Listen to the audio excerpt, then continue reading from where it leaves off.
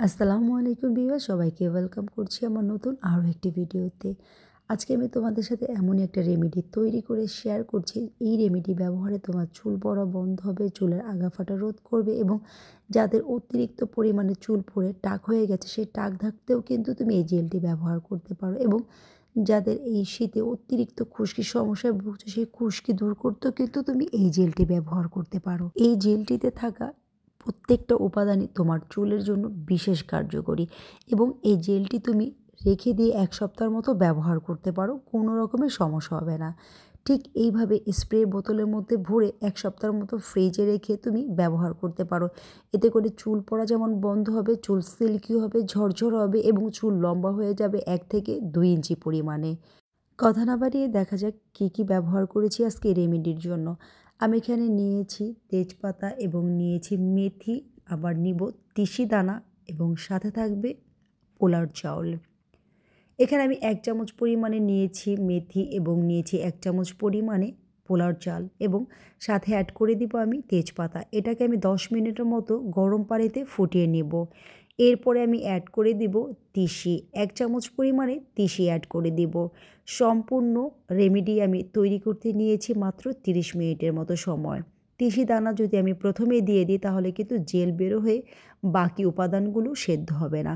তাই তিসি দানাটা একটু পরে দিবেন। 10 মিনিট পরে তিসি দানাটা অ্যাড করে দিয়ে আরও 15 মিনিটের মতো জাল দিয়ে ঠিক যখন এই অবস্থাতে আসবে তখন আপনি চুলাটা বন্ধ করে দিয়ে নামিয়ে ফেলবেন এবং কিছুক্ষণ সময় এটা ঠান্ডা হওয়ার জন্য রেখে দিতে হবে। এরপরে একটা ছাঁকনি দিয়ে ভালো করে ছেঁকে নিতে হবে। এই ছাঁকা উপাদানটা আপনি নিবেন এবং বাকি যে উপাদানটা থাকবে আপনি চাইলে এটাও পেস্ট করে মাথায় ব্যবহার করতে পারেন। এটাও ভালো একটা উপকারে আসবে। তো আমি এখানে এখন স্প্রে বোতলের মধ্যে ঢেলে নিব, কারণ স্প্রে বোতল দিয়ে আমি স্প্রে করে চুল সিঁথি কেটে কেটে ব্যবহার করব। এবং এই রেমেডিটি কিন্তু বেশি দিন ব্যবহার করা যাবে না, মাত্র 1 সপ্তাহের জন্য আপনি ফ্রিজে রেখে ব্যবহার করতে পারেন।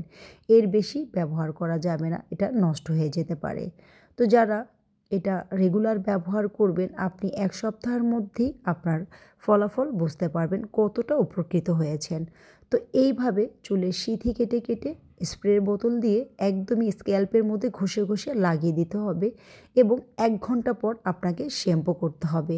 কন্ডিশনারের কোনো দরকার নেই, এটাই ন্যাচারাল কন্ডিশনারেরও কাজে আসবে। যাদের অতিরিক্ত ড্রাই হেয়ার একদমই খড়খড়ে হয়ে গেছে, আপনার সেই খড়খড়ে ভাব দূর করবে, চুল সিল্কি করবে, ঝরঝরা করবে এবং চুল পড়া তো কমাবেই সাথে। যারা অতিরিক্ত চুল পড়ে টাক হয়ে গেছেন আজকের পর থেকে আর কোনো টেনশন করবেন না। এই রেমেডিটি ব্যবহারে আপনার নতুন চুল গজাতে সাহায্য করবে এবং আপনার যে চুল পড়ে পাতলা হয়ে গেছে সেই পাতলা মাথাও কিন্তু কিছুদিন পরে চুলে ঘন হয়ে যাবে। তো বন্ধুরা, আজ এই পর্যন্তই। ভিডিওটি ভালো লাগলে অবশ্যই চ্যানেলটিকে সাবস্ক্রাইব করবেন। অলরেডি যারা আমার চ্যানেলটিকে সাবস্ক্রাইব করেছেন আপনাদেরকে অসংখ্য ধন্যবাদ এবং যারা ভিডিওটি দেখছেন আপনাদেরকে অসংখ্য ধন্যবাদ। ভিডিওটি ভালো লাগলে লাইক, কমেন্ট এবং শেয়ার করতে ভুলবেন না। আজ এই পর্যন্তই। সবাই ভালো থাকবেন, সুস্থ থাকবেন। আসসালামু আলাইকুম।